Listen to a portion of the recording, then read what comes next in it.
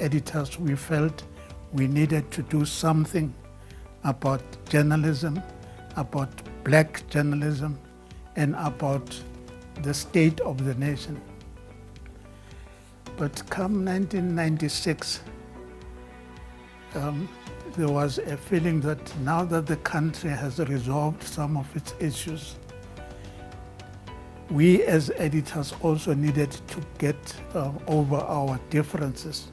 The birth of SANEF was significant in that it was a new dispensation. The constitution was in place, and there was fertile ground for us to launch an organization that spoke to all things democratic.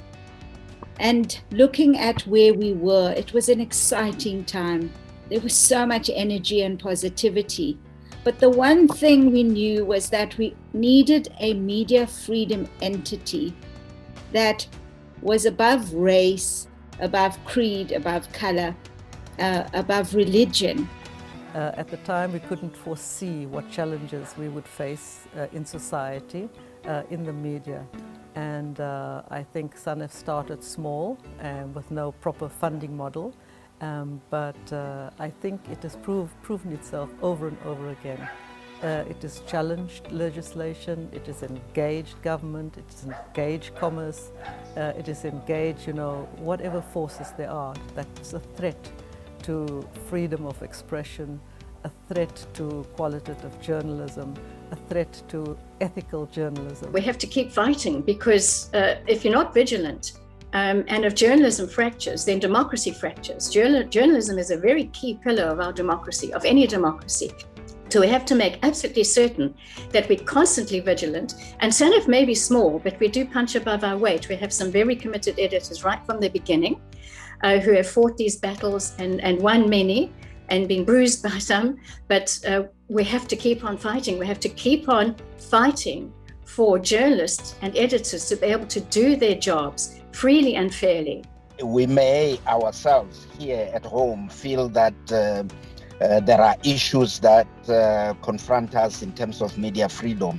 But when you look at what is happening elsewhere on the continent, you realize that the need for solidarity and with SANEF being a major part of that solidarity, it's very key. Journalists are being killed in Somalia. People just walk into the studio and blast you, and that will be it. It is important that individuals in our society, corporations in our society, institutions in our society should all be supporting media freedom and should be supporting good ethics in journalism.